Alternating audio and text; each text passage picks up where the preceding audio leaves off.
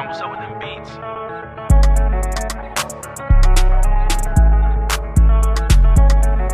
Welcome back to the channel, everybody. I want to say thank you so much for tuning in, and sorry about not posting for the past couple of days. I just been sick and I didn't feel like making a YouTube video, and I haven't actually traded, so I mean there wouldn't have been any content, but still no excuses.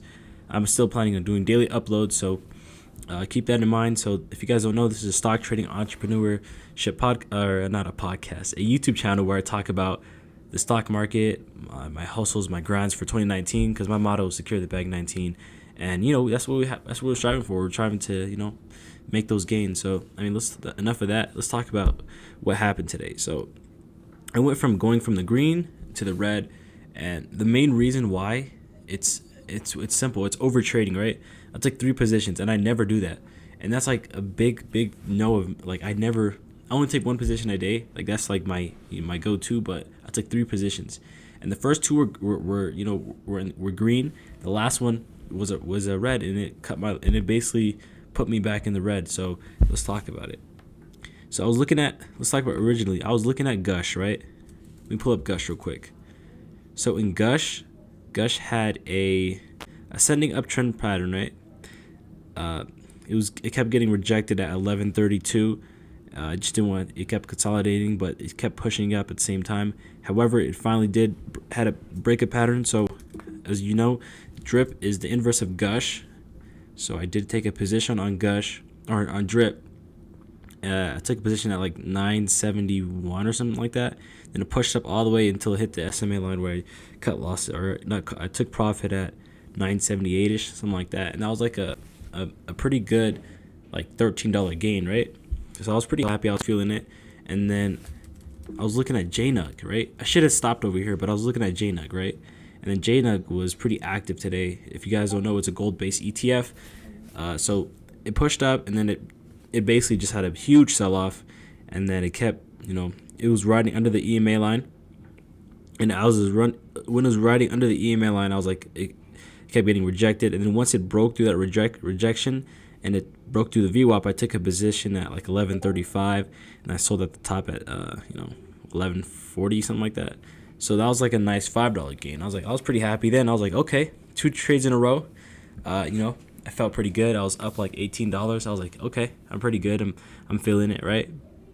And then I should have stopped there again, but like I said, or I shouldn't have even took this position at all. But I was feeling it, and then the last position, I took another position, and that last position really messed me up. And it was on drip again. And what did I see? I saw an uptrending pattern, right? You guys see this? See how it kept trending up, or what? I'm tripping. It's not there. I took the position at. Let me pull it up. I'm trying to remember. See, this is what happens when you overtrade. You can't even remember when you took the position. Let me get rid of this line real quick, but. That position really, it was a big loss, and it really discouraged me, like, from that, and I kind of had the feeling of overtrading, but I took the position and pull it up. I'm trying to remember. I'm trying to see if I could pull it up on Ustock. Is there any way it could? I don't think it'll let me, but yeah, look at this. Yeah, I was minus 16 for the day, but it was a big loss. I think it was right here. Yeah, it was right here, actually. My bad, guys. But, damn, I'm horrible at this. Okay. One second. Okay, you guys see this uptrend pattern?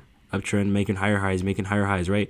So, as soon as it hit that middle VWAP, as soon as it hit the 9-day exponential moving average, I took a position at 985, right? Exactly right here. Then it kept consolidating, and then it dropped, kept dropping. And as soon as it hit the VWAP, as soon as it dropped under the VWAP, I sold, right? So, okay, that's a good thing. I cut losses, right?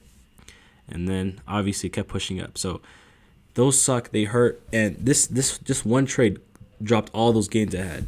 So, overtrading is definitely a big killer.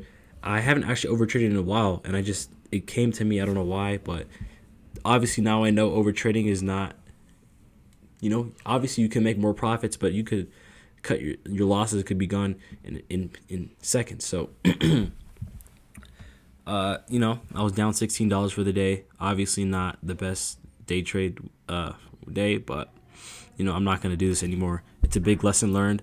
I'm happy I learned this lesson, and maybe you guys could take some from this and just like not to overtrade. See, right now you see this pattern, this uptrending, pattern right here. I really want to take this position, but I'm not. I'm really not.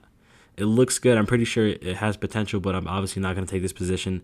It's just not worth it right now. I want to focus on other stuff, and one trade at a time is definitely enough, right? Because the PDT rule is there for a reason, and I'm trading without the PDT rule, and this is what happens. So, anyways, I want to say thank you guys for tuning in. Sorry about the no uploads for the last 2 days. I want to say thank you guys for tuning in. It's been a true blessing, and don't forget, secure the bag 19.